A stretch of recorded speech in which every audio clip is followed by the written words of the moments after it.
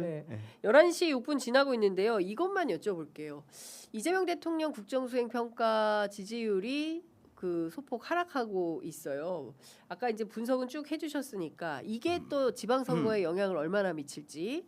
그리고 또 하나는 오세훈 시장, 정원호 시장 여전히 좀 많이 차이는 벌어지는데 이 흐름이 계속될지 서울시장 선거 전망은 어떻게 보시는지. 일단 대통령 평가는 이제 대통령 지지하십니까? 정치적 지지율하고는 달라요. 어쨌든 일 잘하냐 못하냐라고 하는 것이기 때문에 응답자들이 어떤 기준을 설정하고 그 기준에 따라서 방금 지난주까지 잘했는데 이번 주는 좀 아니야라고 해서 잘 못하는 편이다라고 하는 부분들 있는 것이어서 이것을 100% 정치적인 성격이 높았다가 떨어졌다가 이렇게 볼 것은 아닌 측면이 있습니다. 그러니까 뭐 이제 그냥 지지하지 않지만 잘한다 할 수 있는 거고 지지하지만 잘 못한다 할 수 있는 것이거든요. 그런 측면에서 이제 기본적으로 긍정적인 평가가 있는 상황이기 때문에 그것이 이제 지금 요 수준의 변화 같은 경우에 근본적인 영향을 주는 요인이 될 것 같지는 않아요. 제가 봤을 때 어쨌든 힘 있는 여당 후보에 의한 지역 발전론이 여전히 작동할 수 있는 상황은 이제 된다고 보여져요. 이 기류는.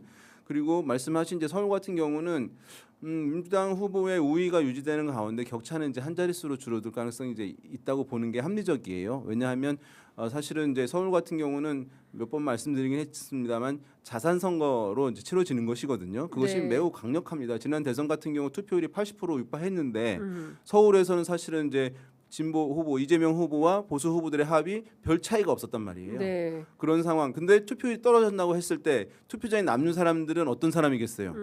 더 이해관계 있는 사람들일 가능성이 있잖아요. 네. 그런 상황에서 지금 우리가 한강벨트 얘기하지만 그게 부동산 벨트거든요. 그러니까 지금 집값 안정되는 거, 주거 안정되는 거, 좋다, 오케이, 여론 아주 높아요. 맞잖아, 이렇게. 그렇지만 당신 집값 떨어지는 거 수용하겠습니까? 하면 그건 아닙니다라고 하는 거거든요. 이 여론이라고 하는 것이. 그러니까 이 중간에서 지금 이제 치러지기 전선이 형성되는 상황인데 네. 최근에 이제 부동산 이슈들이 점화되려고 하는 상황이 있어요. 장특공제 등도 있고 공시가도 발표가 되고 네. 부담이 되고 대출 규제 이어지고 있고 그러니까 오세훈 후보는 계속 이것을 쟁점화하려고 하는 거예요. 네. 그렇게 돼서 가면 이제 한 자릿수 이제까지는 줄어들 가능성이 이제 있어 보이고 그것이 어느 정도 점화될 것이냐 선거의 쟁점이 될 것이냐 그것을 만들려고 하는 오세훈 후보와 그렇지 않도록 하려고 하는 정원호 후보 간의 캠페인 대결 이제 그것이 이제 캠페인 역량에 따라서 격차 여부는 뭐 더 축소되느냐 여부 결정될 것으로 보입니다. 어떻게 보세요? 저는 아까도 말씀드렸지만 이 최근에 전국 상황은 제가 볼 때는 특검법 문제가 가장 큰 것 같고 이것에 대한 국민들의 판단, 국민들의 평가, 거부감 이런 것들이 제가 볼 때는 가장 크게 영향을 미치는 것 같고요. 네. 아직은 서울에서는 그것 때문에 영향을 미쳤다라는 시그널은 보여지진 않는데 제 눈에는 뭐 저는 뭐 전문가는 아니지만 네. 근데 이게 영향이 없을 수가 없고 대통령 지지율이 떨어지는 것도 무관치 않나 보이기 때문에 근데 다만 이제 서울 같은 경우는 서울은 사실은 대한민국에서 가장 큰 선거구이기도 하지만 대한민국에서 그 어느 곳보다도 경상도를 제외하고는 보수적으로 항상 네. 결과가 나오는 곳이기 때문에 절대 안도할 수 없다. 지금 보면 어쨌든 이 오세훈 우리가 볼 때는 좀 이상한 사람이고 굉장히 문제가 많은 사람으로 보이지만 그래도 보수에서는 꽤 합리적인 사람이고 굉장히 성과도 많은 사람으로 보여지고 있고 실제로 저분에 대한 그 지지율이 공고하게 나오고 있는 분이잖아요. 그래서 이거 간과해서는 안 될 것 같다는 생각이 좀 들고 지금 보면 서울에서는 여전히 그 말씀하셨던 대로 항상 이게 부동산 이슈가 이제 제일 큰데 부동산 문제와 관련돼서 지금 민주당 그리고 정원호 후보 쪽에서 갖고 내거는 캐치플레이즈가 그 바람처럼 이렇게 네. 그 국민들에게 잘 와닿는 듯한 느낌은 아직은 들질 않아서 조금 더 정책적 선명성이 좀 필요하지 않나 이런 생각이 기자로서는 좀 드는 상황인 것 같아요. 저희가 뭐 굉장히 진지하고 꼼꼼하게 그 지금 핫플로 알려지고 있는 선거구별로 이제 분석을 쭉 해드렸는데요. 이번 선거도 역시 시대 정신은 결국에는 아까 말씀드린 대로 내란 심판, 그죠? 윤호개인 심판 뭐 이렇게 될 수밖에 없는 거 아닌가. 네. 그런 전선이 그렇게 또 쳐지고 있다. 막 각 당에서 서로 막 자중질환이 국민의힘 내부에서 자중질환이 일어나고 있는 것도 매우 표심을 가르는 중요한 변수가 되지 않을까 싶기도 하고 민주당 안에서는 김관영 전북지사가 무소속으로 이제 출마 결심을 굳힌 것 같고요. 내일 정도 6일에서 7일 사이에 출마 선언을 한다는 건데 이게 또 선거에 미칠 영향이 상당히 클까요? 호남이기 때문에 사실은 뭐 다른 지역에까지 영향을 주는 것은 아니라고 보여지고 네. 과거에 이제 호남에서 어쨌든 그 민주당 계열의 정당에 대한 이제 반감들 이런 것들이 반작용으로 일어났던 사례들이 몇 번 이제 있긴 있었는데요. 네. 과연 이제 이번에 어떤 흐름으로 갈 것인지 그렇다고 해서 이제 광주나 뭐 전남까지 지금 통합이 되기도 했고 어떤 과거 때 그런 기류가 이제 당에 대한 반감 그래서 호남 소외론과 연결되는 것이거든요. 그것이 정권에서 호남 인사들을 사용하지 않고 호남의 정서를 이제 고려하지 않고 뭔가 하는 것에 대한 서운함들이 대통령 당선되고 이후에 나타났던 선거에서 발현되는 경우들이 이제 덜어 있었던 거예요. 네. 그런데 지금 뭐 호남에서 그러한 정서로 되는 것은 아닌 것으로 보여져요.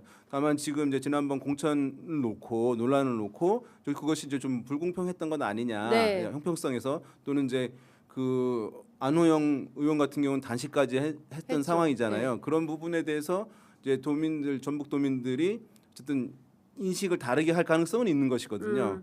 정부에 대한 어떤 반감보다는 네. 그때 그 공천 과정에 대한 부분들 에헤. 그것들이 있을 수 있는 상황인데 그런데 이제 이것이 다른 선거들하고 같이 치러지니까 기초자치단체장 등하고 네.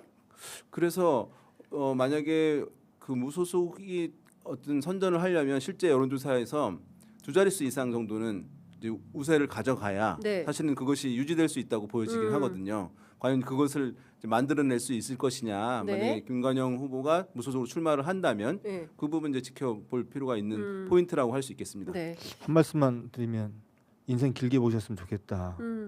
예, 역시나 제가 볼 때는 굉장히 지금 바보 같은 선택을 하시는 것 같다는 생각 하나 들고 또 하나는 20대 총선인가요? 그 정청래 당대표가 출마를 못했죠. 공천 네. 못 받고. 더컷 유세단 단장이죠. 예.